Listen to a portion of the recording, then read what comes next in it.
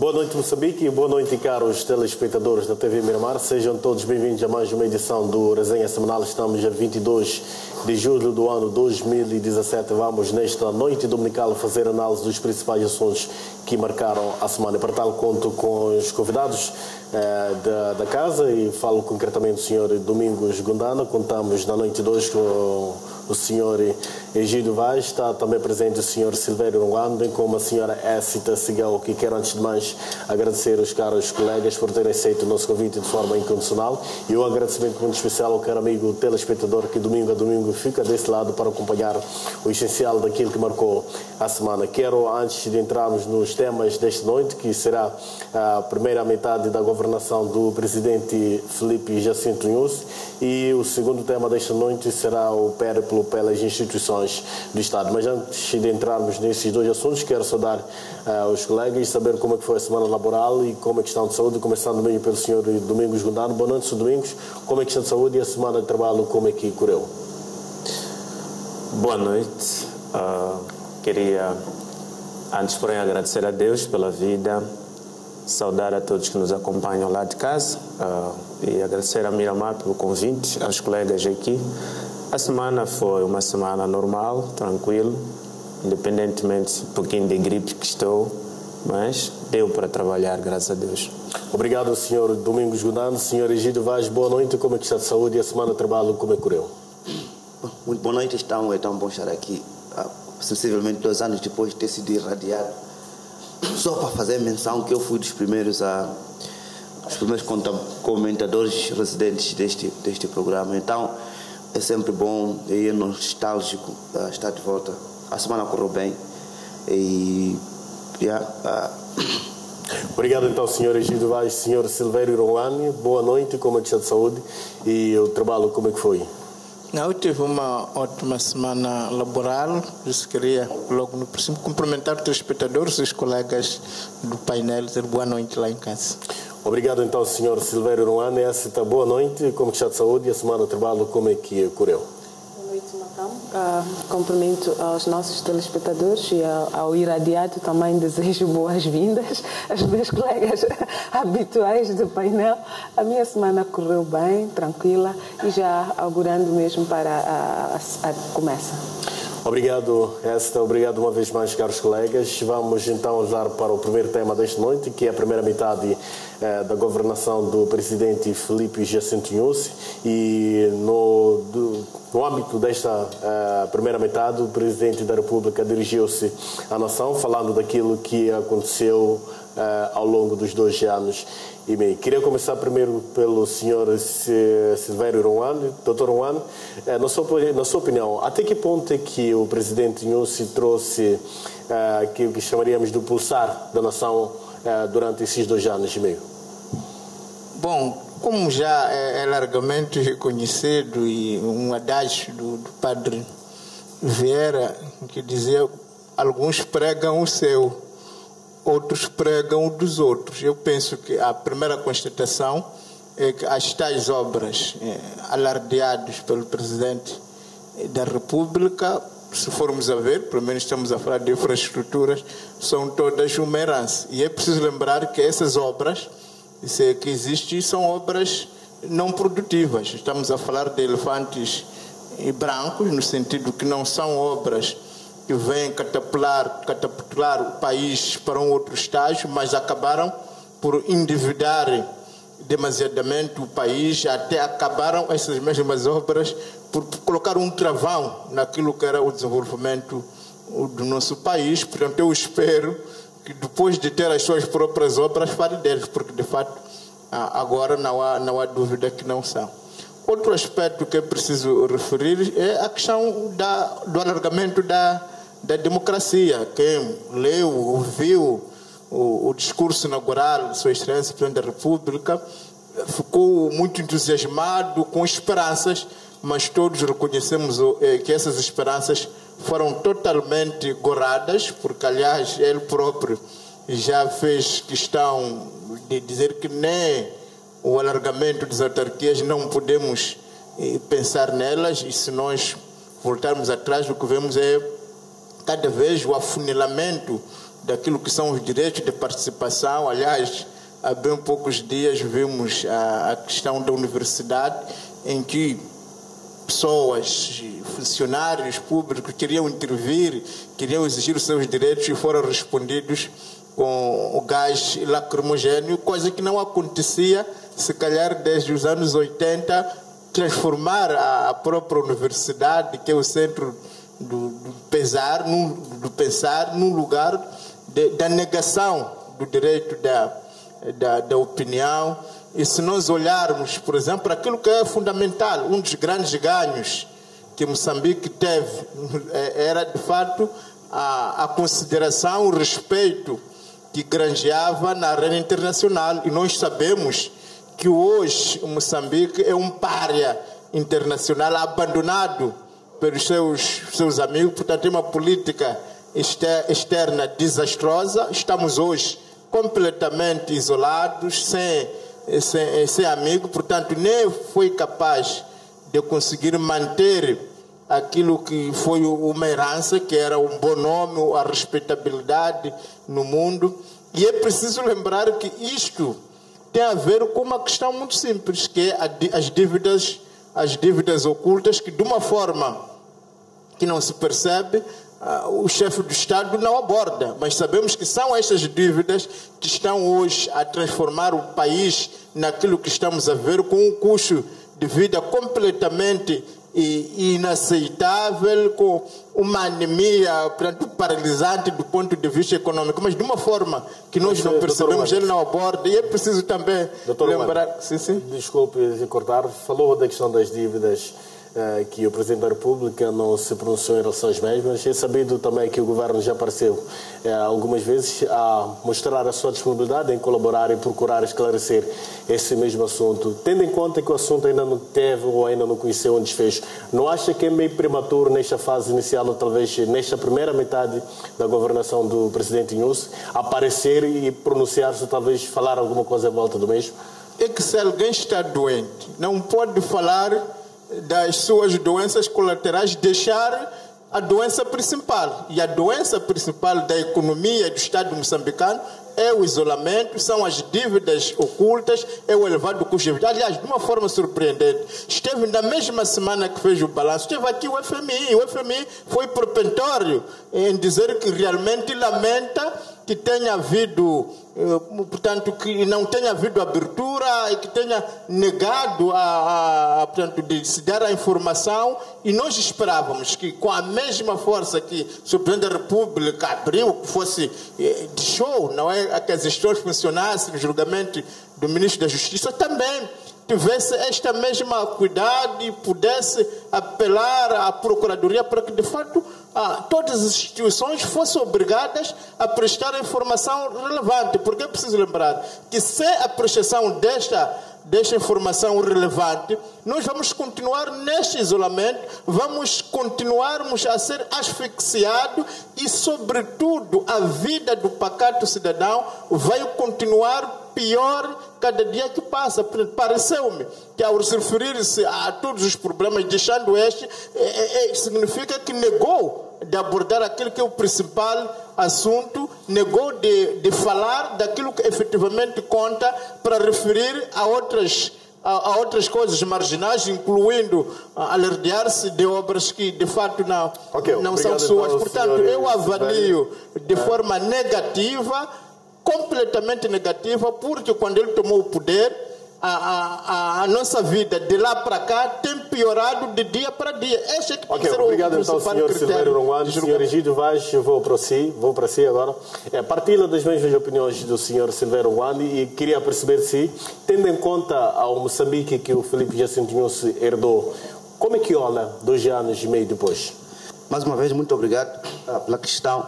Eu partilho com o professor Ronguane apenas o direito da opinião. Portanto, é um princípio geral que cada um de nós aqui precisa de partilhar a sua opinião, primeiro com este grupo e depois, em simultâneo, também com o maior. Portanto, eu estou em diametral desacordo com ele, principalmente em relação ao método. É verdade que existem as expectativas criadas e geradas a quando tal discurso. E vou começar justamente por discurso inaugural. O discurso inaugural não é o compromisso. O discurso inaugural foi a expressão do momento preparada que lançava uma nova era de governação, onde ele expressou a sua visão sobre o país. Mas aquele discurso inaugural, é preciso também que isso se perceba, foi transformado num plano quinquenal de governo. E, portanto, o plano quinquenal de governo que se desdobra em planos econômicos e sociais anuais. Ora, parece-me de muito má fé, é muito má fé mesmo, que se volte sempre ao discurso inaugural, que é eventualmente, e parece-me a mim, algo que tenha ficado na cabeça das pessoas, quando anualmente já vão 2 planos econômicos e sociais, inclusive suas respectivas avaliações, sobre as quais ninguém, a classe intelectual e letrada, simplesmente ignora esse documento. E eu julgo muito má fé. Isso é má fé. E por quê? Porque eu vejo aí um conjunto de preconceitos já previsíveis. Primeiro aspecto, é fundamental que esteja claro, é que o discurso inaugural está vertido num documento legal, okay? que obriga os governos o governo a implementar as atividades. Então, quem de nós aqui viu e conhece, pelo menos eu conheço, os planos econômicos e sociais, a avaliação, o plano quinquenal, eu sei.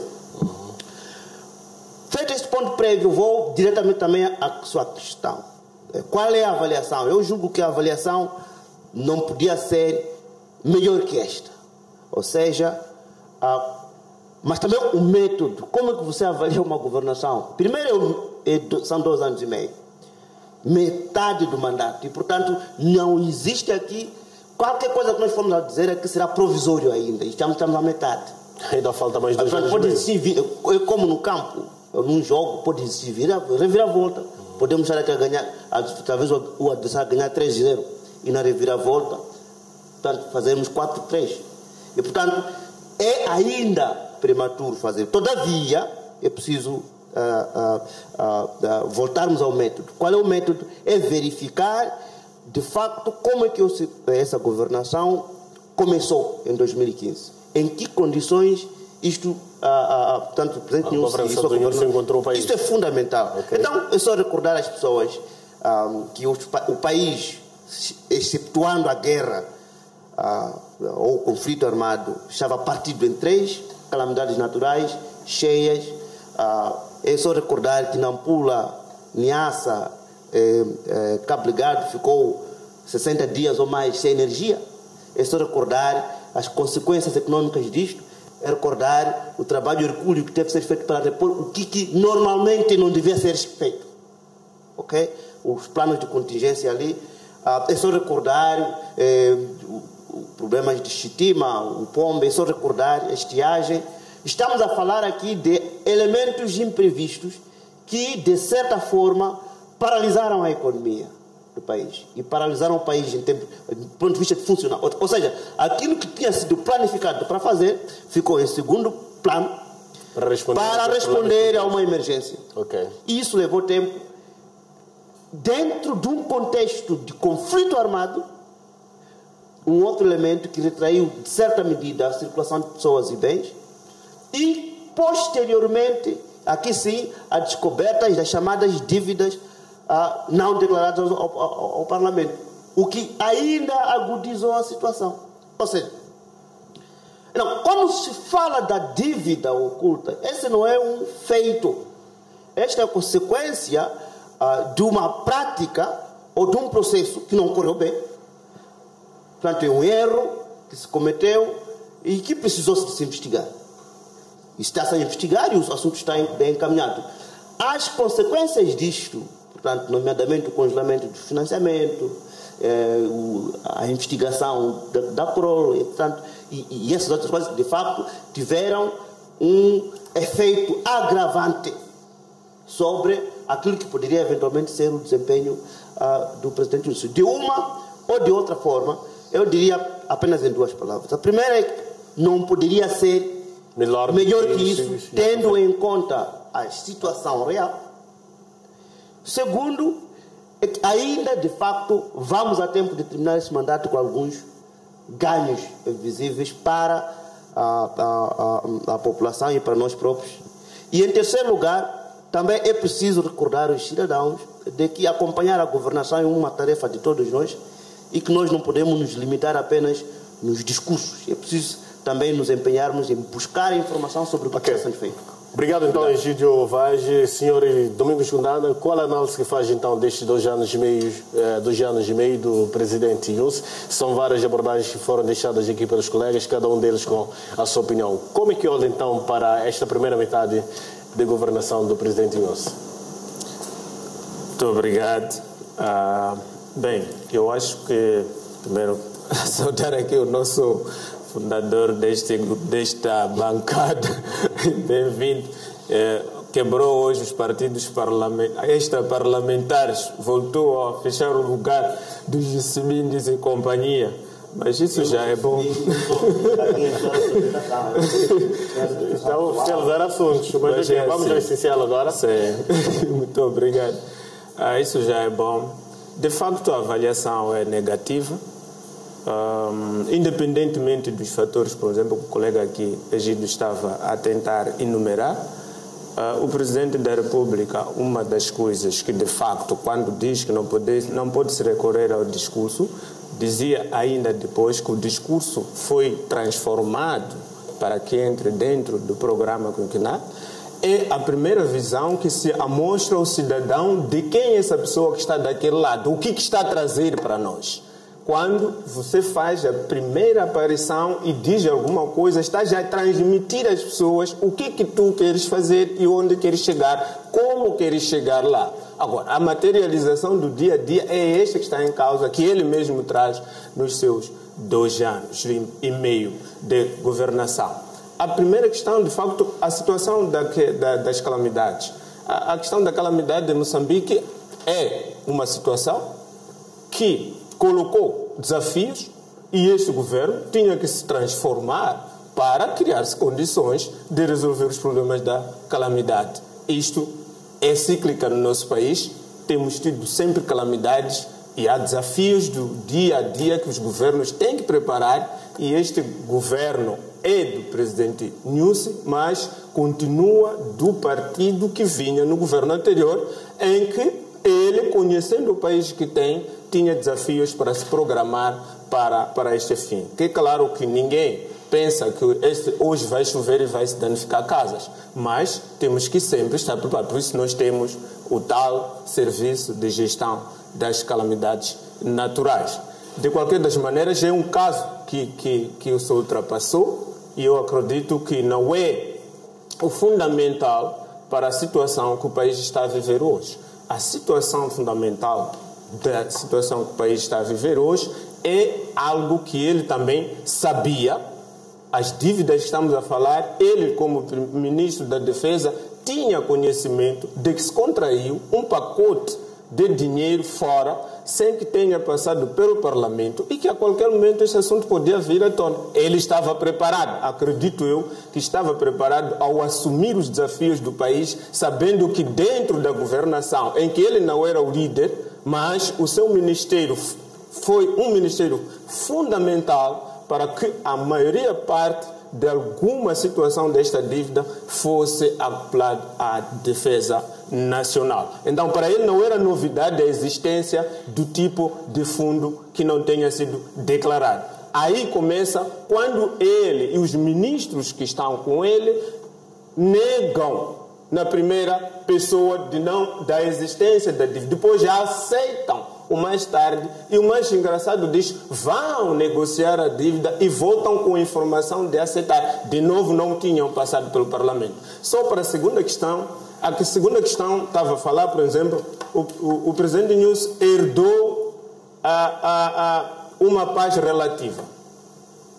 Acabava-se de se assinar o acordo de 5 de setembro, que nos levou às eleições e que herdou uma paz relativa, que ele tinha um dossiê na sua frente para resolver a questão do compromisso do governo anterior no seu modelo, e isto fez com que tenhamos aquela situação que, por exemplo, a Renamo não ia tomar posse e o presidente Nyusi convidou o presidente da Arnam, quando estava nas suas digressões pelas províncias, para sentar e resolver e ultrapassar. O que ele fez? Aldrabou, por exemplo, a Arnam, aldrabou, deliberou através da Assembleia o compromisso da paz. E é o presidente Nyusi, por exemplo, que, como comandante em chefe das Forças de Defesa e Segurança, ataca, por exemplo, o presidente da Arnam na digressão pelas províncias. E aí voltamos à guerra. Quer dizer, ele quis regressar a um processo que ele vinha como ministro da Defesa, que é a questão da estabilidade no país. Então, temos dois dossiês fundamentais para a estabilidade do país. A questão das dívidas que afugentaram os parceiros e a questão da paz, do qual ele é o mentor na segunda fase dela. Porque quando ele chega no poder, esta paz já estava assinada, apenas tínhamos o documento para a materialização. Ele até podia negociar a materialização daquele instrumento e não recorrer de novo à mesma metodologia de armas, caçando os seus adversários. O mais engraçado disso, só para fechar esta parte da paz, que é muito importante, com o presidente Nyusi, tivemos vidas e vidas de corpos humanos espalhados pelo país, embaixo das pontes, até hoje. Até hoje, nem quem atacou o líder da Arnam como presidente de um partido que estava em digressão normal, do qual era protegido pela própria polícia, e a polícia o abandonou em Tete, e de Tete para cá as coisas começaram em Tambara, depois terminaram em Zipinga, e depois foi a residência. Aqueles que foram massacrados, chamados esquadrões de morte, até hoje não se sabe quem fez isso num país que está sendo governado. Obrigado. Estas coisas não são coisas de deixar de fora. Portanto, há aqui aspectos que eu acredito que o presidente Nyusi tem uma cota de responsabilidade pela situação que nós estamos a viver hoje. Okay. Obrigado, então, Sr. Gundana. Qual é a sua opinião, então, em relação a esta primeira metade da governação do presidente Nyusi? O Gundana fez referência a algumas questões que, na sua opinião, poderiam ter sido geridos de uma forma diferente dentro desta governação. Primeiro, dizer que esta aparição do presidente Nyusi é uma inovação. Acho que é a primeira vez que nós temos, portanto, um presidente a fazer uma avaliação, de forma voluntária, fazer a avaliação daquilo que seria metade, portanto, do seu mandato. Não é, portanto, um comando, é diferente daqueles informes em que ele é obrigado a ir, por exemplo, à Assembleia da República e falar para o país. E só por isso eu penso que vale a pena parabenizar e quero eu acreditar que esta inovação surge mesmo da necessidade de cada vez comunicar com os cidadãos, ir dando respostas e se calhar diminuir o espaço, portanto, entre os governados e os governantes. E o presidente Nyusi tem estado, de alguma forma, a transmitir esta mensagem de que é necessário ouvir, é necessário também dar a conhecer o que nós estamos a fazer. Portanto, estou a citá-lo, porque desta forma evita-se até que se fale daquilo que não sabe. Nós, infelizmente, temos estado a viver uma época em que há muitos boatos, há muitos disse que disse, e ficou claro que muitas das vezes isto acontece porque o cidadão demanda informação. Nós cá de fora percebemos ou sabemos que estão a acontecer processos, mas não sabemos em que fase estão estes processos. Portanto, eu penso que só por isso o presidente Nyusi e sua equipe estão de parabéns, porque ele veio efetivamente dar a cara sobre o que é que ele está a fazer. Em termos de expectativas, muitos de nós esperavam ouvir o que ele não trouxe lá. Achavam que ele devia falar sobre aquilo. Mas eu penso que o presidente decidiu vir nos dizer aquilo que ele considera as suas realizações, aquilo que ele olha e diz: eu, nestes 2 anos e meio, pus o meu esforço nisto. Nestes 2 anos e meio, dei o meu contributo para esta e mais aquela realização. Penso que também, inclusive aqui neste mesmo painel, ouvimos, e a semana foi fértil também nisso, em que vários analistas realçam esta questão da dívida pública ou das dívidas ocultas que deviam ser o cerne da sua comunicação. Eu, pessoalmente, acho que é um processo que está a correr. É um processo que está a correr. Há, inclusive, como disse bem o Runguane, tivemos nesta semana mesmo a visita, uma missão do FMI, e acho que há desenvolvimentos que nós vamos ter. Portanto, qualquer pronunciamento poderia, neste momento, ter talvez os efeitos de adensar ainda mais o disse que disse. Mas o presidente Nyusi, para além deste dossiê que está a correr e tem estado a mexer muito conosco, ele trouxe fatos. E estes fatos foram, inclusive, eu posso trazer alguns, que inclusive esta mesma missão do FMI fez questão de trazer na sua declaração final. O fato de o metical ter se apreciado. Portanto, vivemos um momento em que o dólar ameaçava tudo que pudesse ser esforço para estabilizar a nossa economia. Mas, neste período, este mesmo metical apreciou-se em cerca de 30% face ao dólar. Vimos também o declínio da inflação homóloga, onde os preços estavam a subir de forma galopante e, entretanto, tivemos o pico em novembro de 2016, em que esta inflação foi de 26%. Em junho, quando o presidente fez, finais de junho, quando o presidente completou 2 anos e meio de seu mandato, nós tínhamos esta inflação a cerca de 18%. Tivemos também o aumento do preço do carvão, portanto, no mercado internacional, e que, de certa forma, contribuiu para estruturar a nossa balança de pagamento. Portanto, finais de junho, quando o presidente falou sobre 2 anos e meio de seu mandato, a nossa balança de pagamento permitia-nos 6 meses de importações. Portanto, estes são ganhos que mostram que há um trabalho que está a ser feito em termos concretos. Nós, há 2, 3 programas, falamos aqui que o preço do cimento, algo que afeta todos os dias, nós estamos a construir, precisamos, tem estado a baixar. Portanto, há um trabalho que está a ser feito.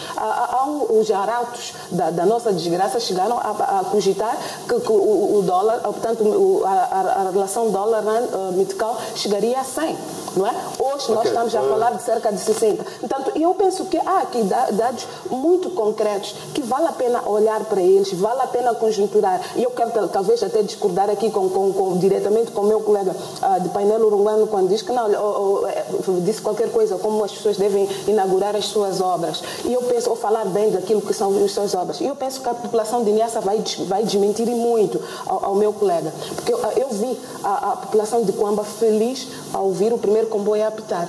E tenho estado a acompanhar depoimentos sobre como a vida melhorou por ter lá um comboio de mercadorias. Portanto, há fatos muito concretos. E vi também como se regozijaram quando foi lançado, portanto, quando se fala da estrada, que vamos ter uma estrada, uma ligação, porque vai ser possível sair de Cuamba para Nampula e fazer todo o comércio, fazer todas as transações comerciais. Então, isto tem impacto direto. Obrigado, Esther. Vamos observar um curtíssimo intervalo. Nós voltamos daqui a alguns segundos com o mesmo tema. Ainda há muitos assuntos que iremos analisar. Temos que olhar também para aquilo que são as perspectivas da governação do presidente Filipe Jacinto Nunes. Já passam 2 anos e meio e ainda restam 2 anos e meio. Vamos ao intervalo, voltamos daqui a alguns segundos. Até já.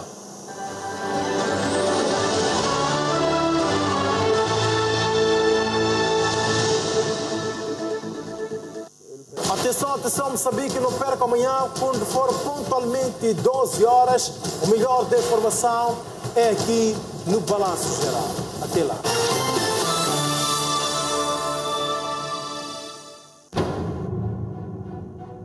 O caminho da vida é feito de escolhas e todas elas têm consequências.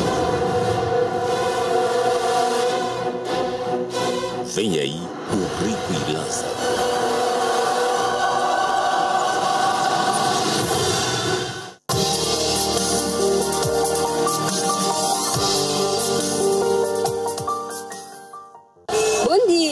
Já conhece a novidade? É rápido e sem papeladas. Agora já consegue.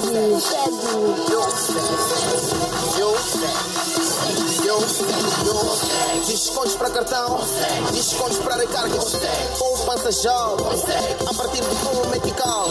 Alô? Subscreve já a oferta jovem do Millennium Beam e aproveita as vantagens que temos para ti. O teu sonho é realidade. Millennium Beam, aqui consigo. Agora, as tuas manhãs começam com mais Bacela na tua rede. Ativa asterisco 111 cardinal. Seleciona a opção Jackpot. Escolhe qualquer oferta crédito Jackpot ou Super Jackpot e ganha Bacela no valor da oferta que ativaste. Ganha Bacela todas as manhãs. Vodacom, tudo bom para ti.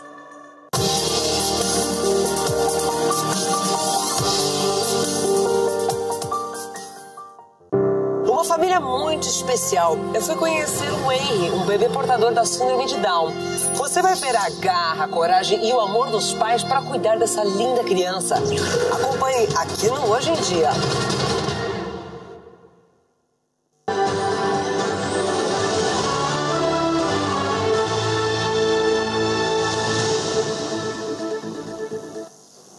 Bom Boa noite, uma vez mais estamos de volta para a segunda parte do Resenha Semanal. Continuamos já a analisar a primeira metade de governação do presidente Filipe Jacinto Inhosso. Queria convidar agora o senhor Egídio Vaz, pediu a palavra antes, queria também, depois desta tua reação, o que pode se perspectivar então daqui a 2 anos e meio, que é o tempo que falta para o fim do mandato do Filipe Jacinto Inhosso?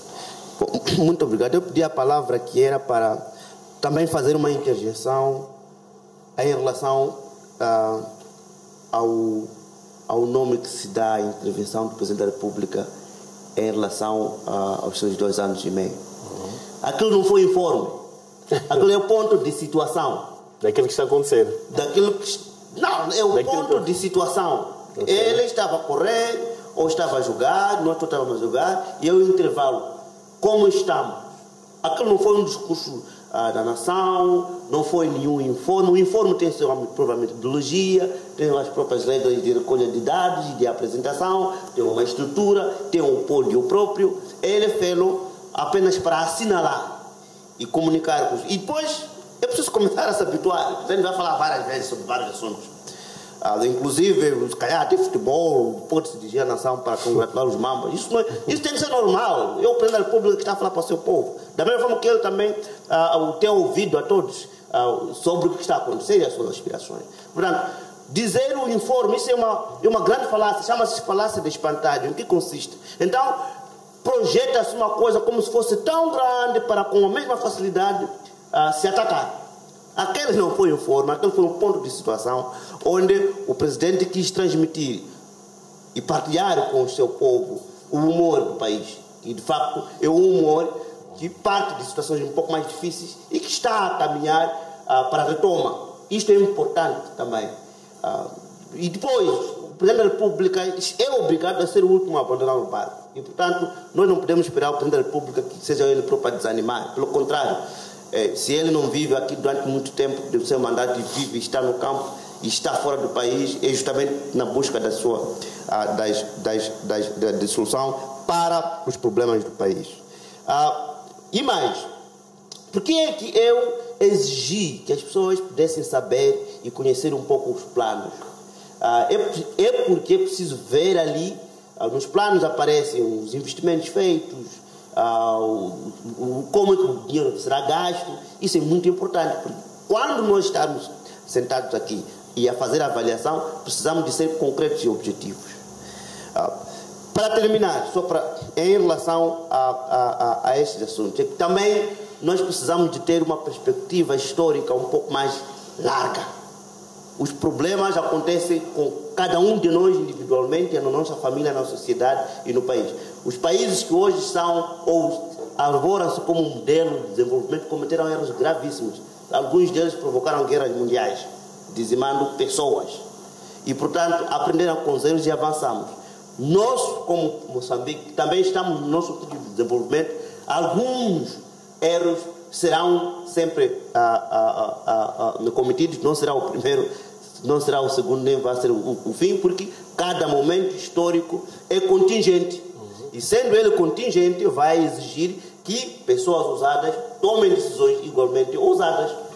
Eu quero, por fim, comentar em relação ao porquê, é a minha opinião, o Presidente da República não pode se comentar. Quer dizer, a posição do governo e do Estado em relação ao CROL é a sua é conhecida. E eu posso aqui recapitular a disponibilidade do governo em colaborar com as autoridades para o esclarecimento do caso e responsabilização, e o Presidente da República disse isso 3 vezes. Ora, tratando-se de um documento, o relatório da CROL e da Executivo da CUT, já está encaminhado, pelo menos pelas autoridades judiciárias, e do princípio de separação do poder, qualquer comentário do Presidente da República, neste momento, enquanto decorre, digamos assim, assumamos que é uma instrução preparatória, pode ser vista claramente como ingerência política sobre o assunto. Ora, que o relatório da CROL, mas principalmente as consequências das dívidas ocultas, terão provocado problemas e constrangimentos graves ao normal funcionamento do Estado, o Presidente da República já o reconheceu várias vezes isso, em várias ocasiões. E, portanto, não julgo, eu julgo que é contraproducente. Agora, o que nós temos para frente? Só para finalizar consigo, Egidio Vaz, que cenário pode-se esperar então desta governação, faltando esta segunda metade de inúcio? Penso mesmo em 30 segundos mesmo. Talvez 1 minuto e meio. Costuma-se dizer normalmente que daqui nós não caímos porque estamos sentados. E portanto, pior que isso não será. Só podemos esperar boas coisas. E lá à frente existem os prospectos, são todos eles animadores, tendo em conta os influxos financeiros advenientes das decisões finais de investimento das grandes multinacionais na exploração, por exemplo, do hidrocarbonetos. Não há pior coisa que possa nos acontecer. Como costuma-se dizer, pior que isso não vamos porque já estamos sentados. O próximo passo é mesmo levantar-se e começar a correr. Existem bons prospectos. Do ponto de vista econômico, se a atual tendência de estabilização de moeda se manter, definitivamente também existe um esforço muito interessante de, ao nível do governo, viabilizar os projetos de exploração de gás a norte de Moçambique, mas também temos um outro grande ativo que é determinante, que é a conclusão do processo de paz, que é fundamental isso para dinamizar e tornar real a economia. Aqui também contamos com a boa vontade e seriedade do líder da Renamo. Temos também, e Deus queira, que os prospectos da seca não se materializem, porque este ano tivemos uma das melhores produções agrícolas dos últimos 20 anos. Então, eu julgo que se o ritmo continuar e se a população acatar a mensagem do presidente, que é cada família 3 cabritos, sendo 2 fêmeas e 1 bode, e que produza e reproduza ao nível da comercialização agrícola, eu julgo que teremos melhores cenários. Ora, o que vai ser importante também, é óbvio, nos próximos 12 anos conheceremos o desfecho da Kroll, e o mais importante é que, se tudo correr bem, a partir de 2018 poderemos ter a situação das dívidas ocultas resolvida. E, portanto, estamos num bom caminho, digamos assim. A primeira metade foi desafiadora para todos nós e para cada um de nós, e que eu julgo que só nos resta, de facto, augurar que o futuro conspire contra nós no bom sentido. Conspire por nós no bom sentido. Obrigado então, Sr. Egidio Vaz. Sr. Domingos Gondame, que cenário que pode-se perspectivar, tendo em conta que o desenvolvimento do país depende de cada um de nós tem que fazer a sua parte para garantir que tenhamos um Moçambique melhor, que tenhamos um Moçambique em paz. Como cidadão, como representante neste momento da Renamo, o que é que pode-se fazer, o que é que se pode esperar também para que tenhamos um Moçambique melhor nos 2 anos e meio de governação do Filipe Jacinto-Inhosso? Muito obrigado. O desejo de todos nós é que o país saia da situação em que está. A primeira questão é que, de facto, o Presidente da República, o seu governo, trabalhe no sentido de ultrapassar as questões permanentes que nós temos hoje, que é a situação de voltarmos a ter confiança nos parceiros que nos ajudam, e a partir dessa confiança comecemos a materializar o sonho de autossuficiência. Porque se nós queremos de facto produzir, temos que encontrar instrumentos que nos ajudem a dar produção. E neste momento o país está mais preocupado até em pagar um salário a quem trabalha, e que esse salário está às vezes às gotas, e que muitos dos lugares em que as coisas devem acontecer, até papel para poder trabalhar, começa a escassear.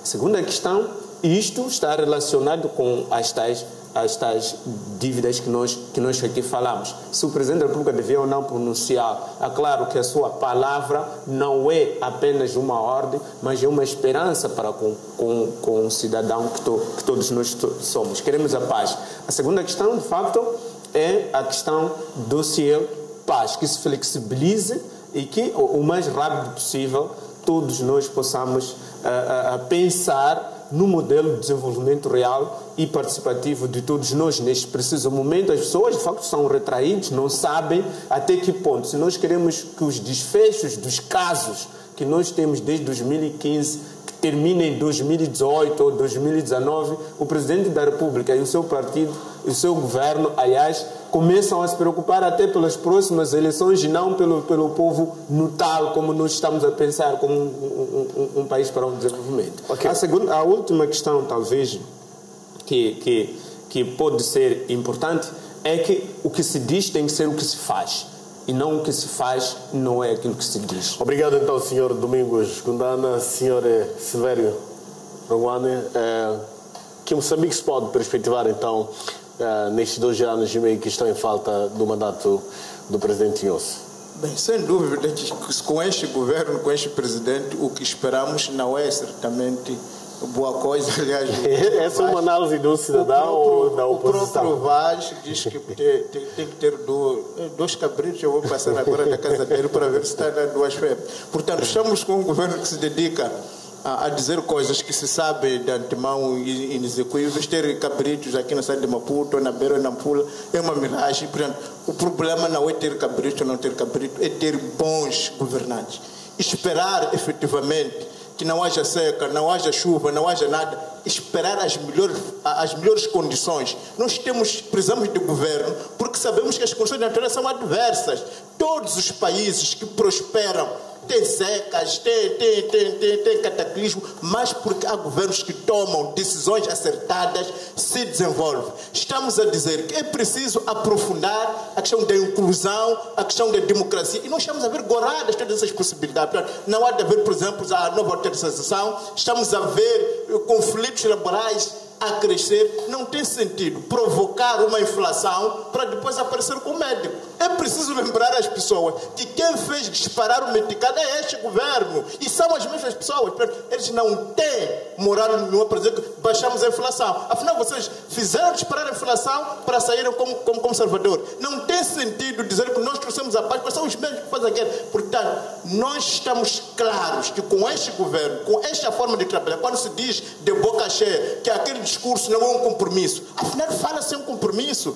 Nós precisamos de fato de governantes que tenham um sentido de compromisso, que falam aquilo que querem fazer e não falam por falar. Porque o que nós assistimos nesses últimos dias foi de fato a hecatombe, o descalabro. E tendo havido descalabro nos primeiros 2 anos e meio, não há razões objetivas, nem razões, nem para esperarmos o melhor. Obrigado, então, Sr. Silvério Ronguane. O que é que pode-se esperar, então, daqui a 2 anos e meio? É o tempo que falta para o fim do mandato do presidente Inhosso. Bom, se calhar é jeito de comentário dizer que para quem está a trabalhar, para quem está a governar, não é? E para quem conseguiu produzir um discurso, vamos lá, que eu ouço muitas vezes a dizer que foi um discurso obâmico. Nós, cerca de 25 milhões de habitantes, e agora vamos saber se continuamos ou se subimos talvez para 29, como se projeta. Nós, 29 milhões de habitantes, temos ali as nossas expectativas. E há alguns, como referi na minha anterior intervenção, aqueles de Quamba queriam muito a estrada. Estes estão felizes, já conseguiram ter a estrada. Eu posso ver, por exemplo, meu colega aqui ao lado quer a inclusão. Ainda estamos a trabalhar. Eu, pessoalmente, não me diz muito, se calhar, se constrói-se um posto de saúde ou não, porque tenho acesso à clínica, tenho o Hospital Central de Maputo, tenho o Hospital Provincial de Maputo. Mas a minha tia, por exemplo, em Macuacua, está de todo feliz de ter conseguido, portanto, olhar para o plano econômico e social e ver aquelas realizações. Portanto, o que eu quero dizer aqui é que há um discurso, há um plano que ele tem que, de alguma forma, repartir-se por nós, 25 milhões. Alguns vão conseguir, se calhar, ficar com uma parte grande, outras vão ficar com uma parte menor, mas o que eu espero é que este governo faça as coisas acontecer. E vamos ter também momentos em que as coisas vão sair do controle, em que a inflação, como teria referido, há alguns que estavam felizes, porque estávamos a correr o risco de transacionar o dólar a 100. É um ganho, sim, trazer aqui para baixo. Isso contraria as expectativas, porque neste momento estaríamos a ter discursos triunfalistas, estaríamos a ter discursos, se calhar, não necessariamente de cidadãos, mas de políticos, porque seria bom. Isto é uma arma para combater este governo. Mas como cidadão, eu estou feliz, porque eu agora consigo voltar a fazer as minhas contas. Há pais que têm filhos a estudar na África do Sul, não é? A relação com o rand, com o dólar, faz toda a diferença. Vamos deixar a colega terminar a sua abordagem. Para mim como cidadã, eu congratulo-me sim que o preço do cimento está acessível ao meu bolso. Eu posso continuar com a minha obra. Portanto, o que eu quero dizer aqui, eu quero aqui dizer que, sabe, infelizmente, quem governa vai ter que ouvir isto. Porque há uns, não é? Neste grande bolo, há uns que vão dizer, eu não me encaixo. Vai acontecer. Há outros que vão se insurrir pelas nossas realizações. Isto é que é governar. O que é que eu espero? Há, de fato, uma parte aqui que é muito importante, que é da paz. Eu penso que todo o exercício que o Banco Central poderia ter feito, se nós não tivéssemos efetivamente esta livre circulação de pessoas e bens, se calhar não estaríamos aqui hoje felizes que isto esteja a acontecer. Não teríamos o comboio a apitar em Quamba e a ir descarregar em Nampula. E eu penso que as minhas preces agora, os meus desejos é que o esforço do Presidente da República, conjugado com o do líder da NAM, tenha resultados e que a paz efetiva esteja entre nós o mais breve possível. Obrigado, Esther. Vamos então observar mais um curtíssimo intervalo. Nós voltamos daqui a alguns segundos. Até já.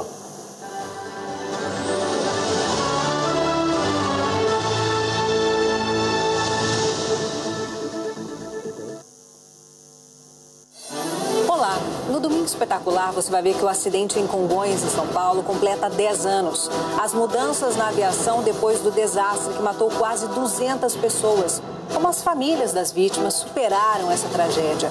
Hoje eu tenho um casal, filhos com 6 anos, uma casa sem filho, uma casa vazia. Saiba como ficaram a investigação, o processo criminal e também as indenizações. Uma pesquisa revela que a maioria das pessoas não gosta de ver as fotos das férias dos outros na internet. A gente vai explicar por quê e vai mostrar a pose mais detestada entre os internautas. É no Domingo Espetacular.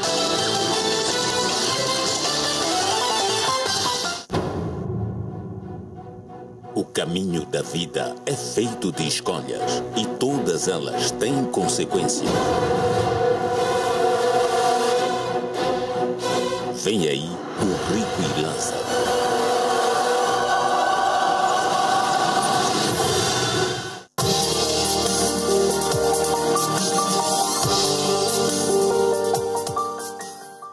A Luísa fez uma mola dos bolinhos que vendeu e o Mitó disse-lhe para depositar no agente Em-Pesa porque é muito mais seguro. Mas a Luísa, como é desconfiada, insistia que preferia guardar tudo na sua lata porque são as suas economias. Mas o Mitó disse-lhe: é aqui, pode depositar. Aqui? Sim. Viu, mamãe? Se ele me cobrar dinheiro para depositar. E não só, se o dinheiro não aparecer na minha conta Em-Pesa. Luísa, para depositar dinheiro no agente Em-Pesa é de borla, não se cobra nada. Olha, e quando tu depositas dinheiro na tua conta Em-Pesa, recebes uma mensagem de confirmação com o valor depositado. É por isso que o teu dinheiro só fica seguro na tua conta Em-Pesa e não nesta latinha aqui. Mas o Mitó disse-lhe: confia, Luísa. Depositar este dinheiro. A Luísa confiou, depositou a mola e recebeu a mensagem e já está. Deposita o teu dinheiro no agente Em-Pesa de borla. Verifica sempre que recebeste o SMS de confirmação de depósito. Faz como a Luísa. Confia no Em-Pesa. Em-Pesa facilita a tua vida. Sempre que vejo o Sr. António, ele parece-me tão sozinho. Felizmente, uma colher de sopa de Rajah Flavorful and Mild nas minhas cebolas era tão suave que deu para convidar o Sr. António. Ah, Sr. António! Entre! Sr. António, esta é a minha mãe, Rosário. Como está? Muito bem. Será que temos romance com o Rajah? Claro que sim. Experimente o mais suave Rajah. Novo Rajah Flavorful and Mild. Descobre o melhor de Rajah.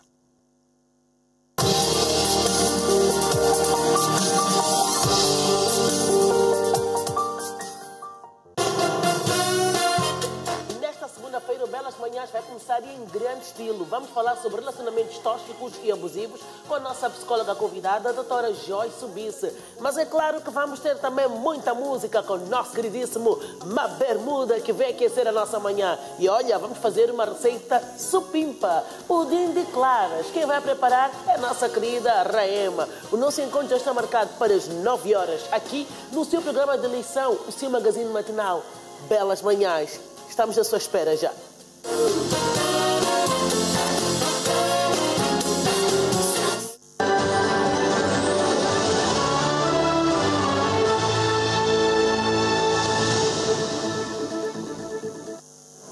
Boa Boa noite, uma vez mais estamos de volta para a terceira e última parte do Resenha Semanal. Vamos agora olhar para o périplo pelas instituições do Estado.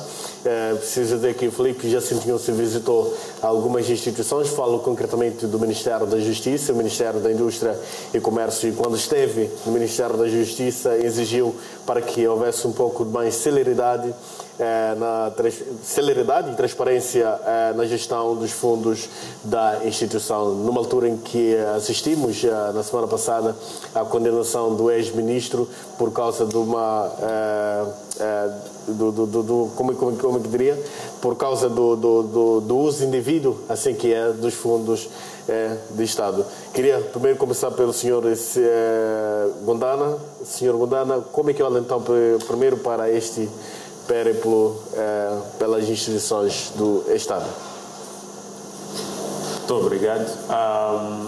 Eu penso que não é novidade.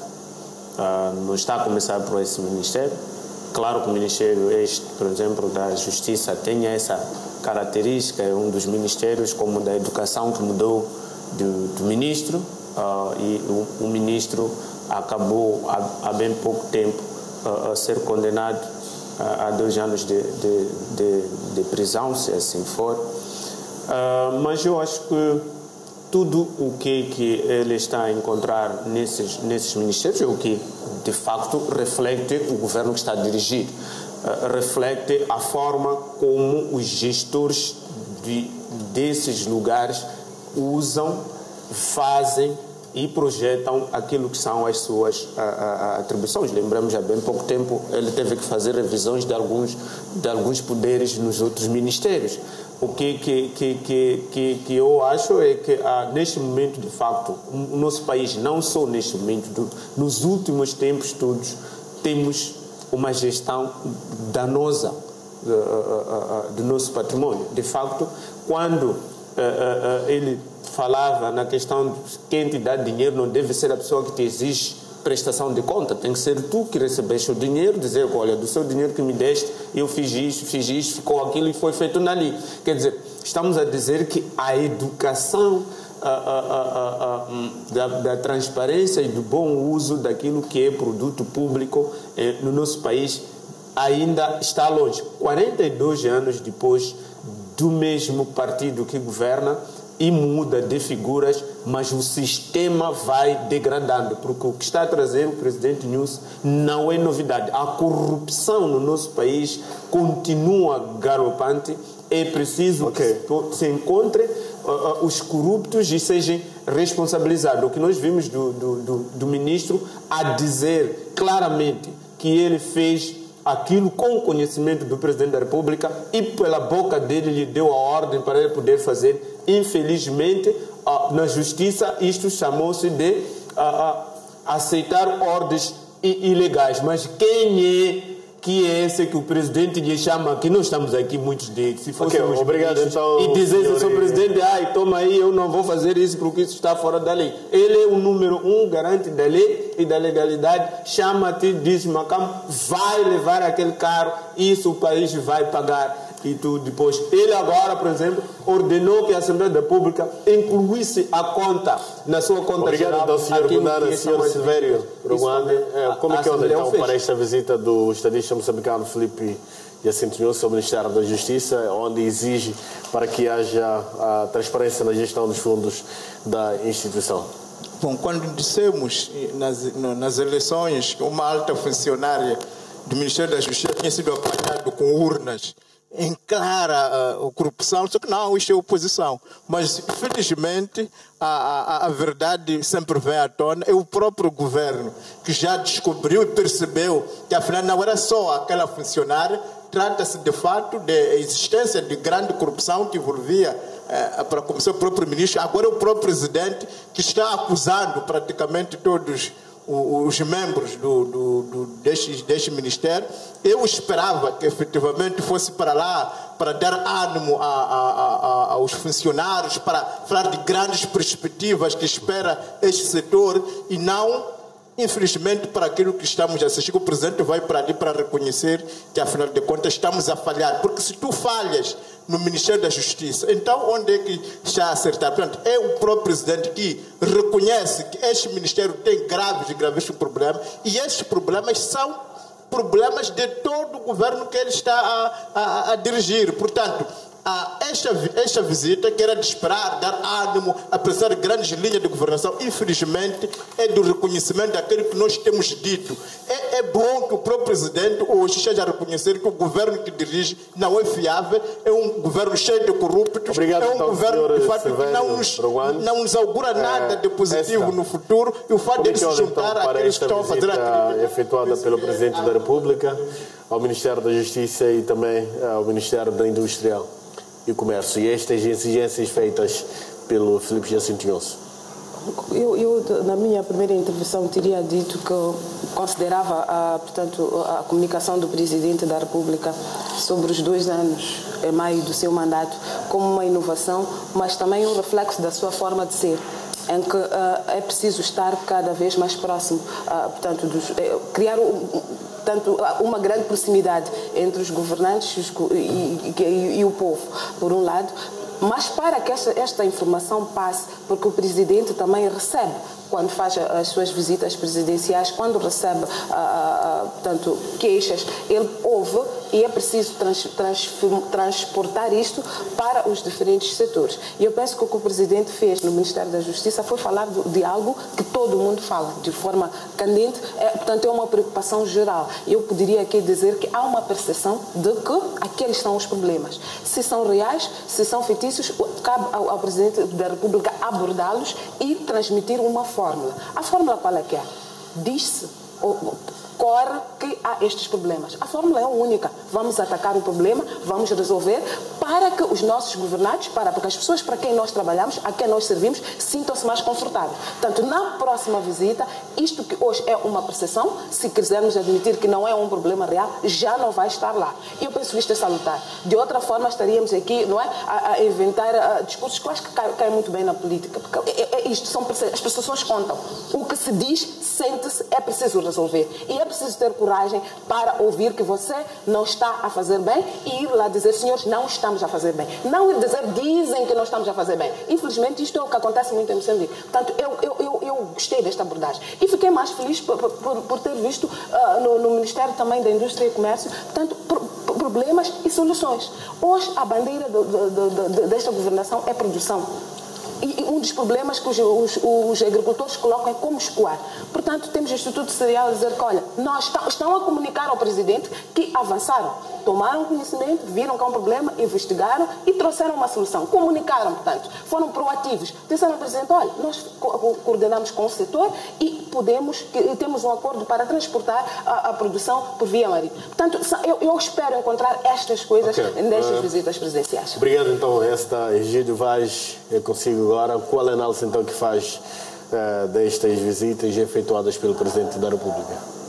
Bom, a apreciação que eu faria não iria, seria mais geral e não necessariamente pontual em relação àquilo que está acontecendo.